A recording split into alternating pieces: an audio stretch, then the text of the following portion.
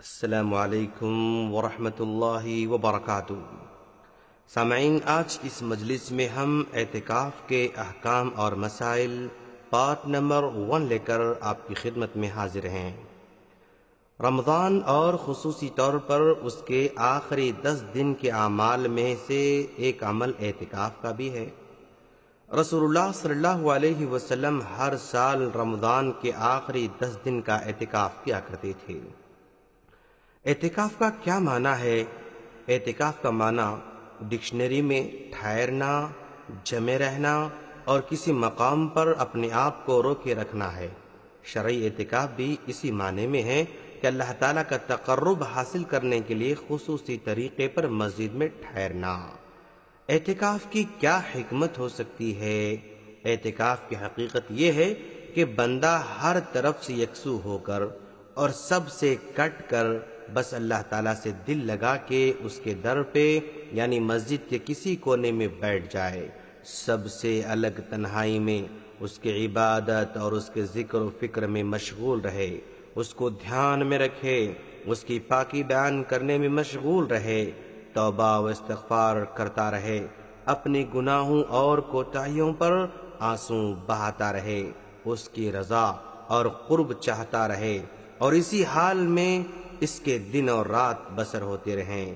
ظاہر ہے اس کام کے لیے رمضان مبارک اور خاص کر اس کے آخری 10 دنوں سے بہتر اور کون سا وقت ہو سکتا ہے؟ اسی لیے اعتکاف کے لیے اس کا انتخاب کیا گیا ہے۔ اعتکاف کا حکم کیا ہے؟ اعتکاف کی مشروعیت قرآن و حدیث اور اجماع امت سے ثابت ہے۔ اللہ تبارک و تعالی سورہ بقرہ آیت نمبر 125 میں فرماتا ہے، اور ہم ابراہیم و اسماعیل کو تاکید کی کہ وہ میرے گھر کو طواف کرنے والوں، اعتکاف کرنے والوں اور رکوع و سجود کرنے والوں کے لیے صاف ستھرا رکھیں۔ روزے کے احکام کے ضمن میں سورہ بقرہ آیت نمبر 187 میں اللہ نے فرمایا، اور اگر تم مسجدوں میں اعتکاف بیٹھو تو پھر اپنی بیویوں سے مباشرت نہ کرو۔ اور بہت ساری حدیثیں اس سلسلے میں موجود ہیں کہ نبی کریم صلی اللہ علیہ وسلم رمضان کے آخری عشرے کا اعتکاف کرتے تھے۔ چنانچہ حضرت عائشہ صدیقہ رضی اللہ تعالی عنہا فرماتی ہے کہ اللہ کے رسول صلی اللہ علیہ وسلم اپنی وفات تک رمضان کے آخری 10 دن کا اعتکاف کرتے رہے، اور آپ کے بعد آپ کے ازواج مطہرات نے اعتکاف کیا۔ یہ بخاری اور مسلم کی روایت ہے۔ ان آیتوں اور حدیثوں اور اسی طرح کی دیگر دلائل کی روشنی میں مرد اور عورت ہر ایک کے لیے اعتکاف کا سنت ہونا ثابت ہے، بلکہ اگر یہ کہا جائے کہ رمضان کے آخری 10 دن کی یہ تاکیدی سنت ہے تو شاید بے جا نہ ہوگا، کیونکہ اللہ کے رسول صلی اللہ علیہ وسلم نے برابر اعتکاف کیا ہے، حتیٰ کہ اگر کبھی کسی وجہ سے اعتکاف چھوٹ جاتا تو آپ نے اس کی قضا بھی کی ہے۔ حضرت انس بن مالک رضی اللہ تعالیٰ عنہ کہتے ہیں کہ اللہ کے رسول صلی اللہ علیہ وسلم ہر سال رمضان کے آخری 10 دن کا اعتکاف کرتے تھے، لیکن ایک سال کسی سفر کی وجہ سے اعتکاف نہ کر سکے تو دوسرے رمضان آپ نے 20 دن کا اعتکاف کیا۔ یہ ترمذی اور ابن خزیمہ کی روایت ہے۔ کیا رمضان کے علاوہ کوئی اور بھی اعتکاف ہو سکتا ہے؟ اللہ کے رسول صلی اللہ علیہ وسلم سے صرف رمضان کا اعتکاف ثابت ہے، بغیر کسی عذر کے آپ نے غیر رمضان میں اعتکاف نہیں کیا۔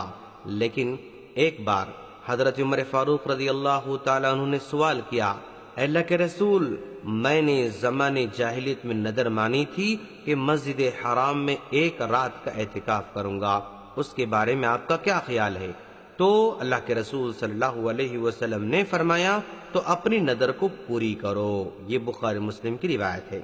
اس لیے غیر رمضان میں بھی اعتکاف مستحب اور سنت ہے، البتہ رمضان اور خصوصی طور پر آخری عشرے میں اس کی تاکید کی گئی ہے۔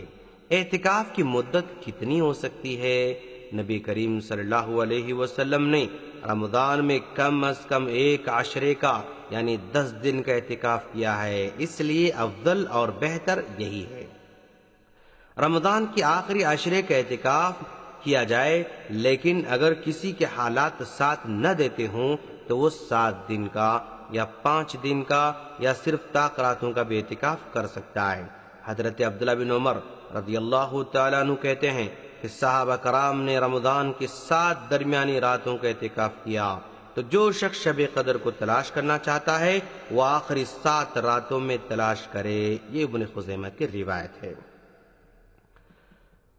نیز عبداللہ بن انیس الجوہنی رضی اللہ تعالیٰ عنہ کہتے ہیں کہ میں نے اللہ کے رسول صلی اللہ علیہ وسلم سے عرض کیا، اللہ کے رسول، ہم صحرا میں رہائش پذیر ہیں، الحمدللہ وہاں پر نماز تراویح کا اہتمام ہوتا ہے، البتہ میں چاہتا ہوں کہ شب قدر کے حصول کے لیے اعتکاف کروں، تو آپ مجھے کسی ایسی رات کے بارے میں بتلائیے جس رات اس میں آ کر میں عبادت کروں، یعنی اعتکاف کر سکوں۔ تو آپ صلی اللہ علیہ وسلم نے ان سے کہا، ٹھیک ہے، 23ویں شب کو تم آ جانا۔ راوی حدیث محمد بن ابراہیم کہتے ہیں کہ میں نے عبداللہ بن انیس کے بیٹے سے سوال کیا کہ تمہارے والد کس طرح کرتے تھے؟ انہوں نے جواب دیا کہ عصر کی نماز کے بعد مسجد نبوی میں داخل ہو جاتے اور کسی بھی غیر ضروری کام کے لیے مسجد سے باہر نہیں نکلتے، یہاں تک کہ جب صبح کی نماز پڑھ لیتے تو اپنی سواری مسجد کے دروازے پر موجود پاتے اور اس پر سوار ہو کر پھر صحرا میں چلے جاتے۔ یہ ابو داؤد اور ابن خزیمہ کی روایت ہے۔ اعتکاف کی کیا شرطیں ہیں؟ اعتکاف کی شرط یہ ہے کہ مسلمان ہو، کیونکہ کافر اور مشرک کا اعتکاف صحیح نہیں ہوگا، عاقل ہو، مجنون اور پاگل کا اعتکاف صحیح نہیں ہوگا، نیت کی جائے، بغیر نیت کے اعتکاف درست نہیں ہو سکتا ہے، تمیز ہو یعنی غیر ممیز بچوں کا اعتکاف صحیح نہیں ہو سکتا ہے، اعتکاف مسجد میں ہو، مسجد کے علاوہ کسی اور جگہ اعتکاف صحیح نہیں ہوگا۔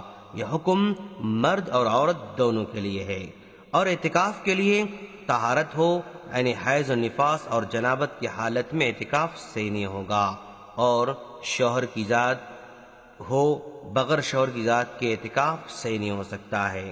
روزہ ہو، بہت سے علماء کے نزدیک بغیر روزے کے اعتکاف صحیح نہیں ہوگا، یہ اس لیے کہ جو روزہ رکھ سکتا ہے اور جو روزہ رکھنے کی طاقت نہیں رکھتا ہے اس کے لیے روزہ شرط نہیں ہے، وہ بنا روزے کے بھی وہ اعتکاف میں بیٹھ سکتا ہے۔ تو سلسلہ جاری ہے، ہماری اگلی کڑی کا انتظار کریں۔ السلام علیکم ورحمۃ اللہ وبرکاتہ۔